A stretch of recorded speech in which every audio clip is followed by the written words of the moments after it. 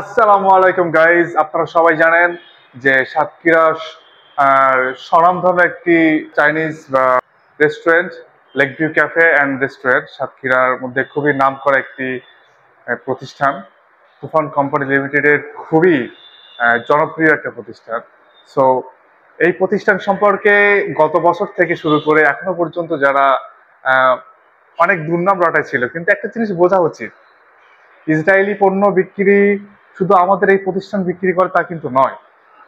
এই এই প্রতিষ্ঠানে অনেক ধরনের পণ্য বিক্রি হয় এবং এই ইসরায়েলি প্রোডাক্ট কিন্তু প্রত্যেকটা প্রতিষ্ঠানই কম বেশি অনেকে বিক্রি করে। ঠিক আছে, সেই সুবাদে সব প্রতিষ্ঠানের নাম হওয়া উচিত ছিল, কিন্তু স্পেশালি লেক ভিউ এর নামটা যেভাবে উচ্চারণ করা হয়েছে এবং প্রতিষ্ঠানকে একটা দুর্নাম সৃষ্টি করানোর চেষ্টা হয়েছে, সত্যি এটা কখনো কাম্য ছিল না। যাই হোক, ধন্যবাদ জানাই তুফান কোম্পানি লিমিটেডের লেক ভিউ ক্যাফে অ্যান্ড রেস্টুরেন্টের স্বত্বাধিকারী শেখ তানজিম তমালকে।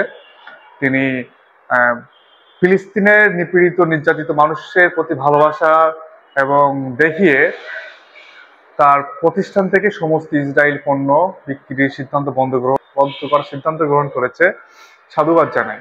কিন্তু আমার একটা প্রশ্ন আছে সাধারণ মানুষের কাছে, যারা তো lake view cafe and restaurant সম্পর্কে অনেক দুর্নাম ছড়ানোর চেষ্টা করছে, লাইক সোশ্যাল মিডিয়াতে, সামনাসামনি, চায়ের দোকানে। তাদের কাছে আমার একটা প্রশ্ন, ভাই, ইসরায়েলি পণ্য সব প্রতিষ্ঠানে বিক্রি করে, আপনার বাসায় খুঁজলেও হয়তো আপনি 5টা-7টা পণ্য পাবেন। আপনি যে ফোনটা ইউজ করেন, বেশিরভাগ ম্যাটেরিয়ালস টেকনোলজি কিন্তু ইসরায়েল থেকেই আসে। সুতরাং আপনি তো ফোনটার বিষয়ে কিছু বলছেন না। আপনি এখন বাচ্চাকে দুধ খাওয়াবেন, তাও সেরেলাক খাওয়াতে চাচ্ছেন বা নান খাওয়াতে চাচ্ছেন। এই সমস্ত প্রোডাক্টগুলো কোত্থেকে আসে ভাইয়া? একবারও হিসাব করছেন? এগুলো তো সব ইসরায়েলি প্রোডাক্ট। সো আমাদের শুধু লেক ভিউ নিয়ে পড়ে থাকলে হবে না। আপনার যদি পণ্য বয়কট করতে হয়, পণ্য বর্জনের জন্য ডাকতে হয়, আপনার আশেপাশে সব প্রতিষ্ঠানের সাথেই কথা বলেন, সব প্রতিষ্ঠানকে পণ্য বর্জন করতে হবে। স্পেশালি একটা প্রতিষ্ঠানকে নাম উল্লেখ করে ওইটা ছড়ায় সেই প্রতিষ্ঠানের সুনাম অর্জন করাটা, দুর্নাম ছড়ানোটা ঠিক হবে না। একটা প্রতিষ্ঠান যখন গড়ে ওঠে, খুব তিলে তিলে একটা প্রতিষ্ঠান সম্মান অর্জন করে। সেই সম্মানটুকু আপনার কিছু মানুষের জন্য এরকম হুটহাট করে একটা দুর্নাম ছড়াবে, এটা কখনোই কাম্য নয়। একটা কথা সবসময় মনে রাখা উচিত যে ইসরায়েলের যে বর্বর দৃশ্য ফিলিস্তিনের নিপীড়িত জনগণের প্রতি ভেসে উঠছে, আমরা সবাই জানছি। আমাদের কিছু করণীয় নেই, বাট আমাদের প্রতিবাদ করতে হবে। সোশ্যাল মিডিয়াতে হোক, বিভিন্ন প্রোগ্রাম করে হোক, তারপরে মানুষকে সচেতনতা ফিরিয়ে আনতে হবে, মানুষকে বোঝাতে হবে।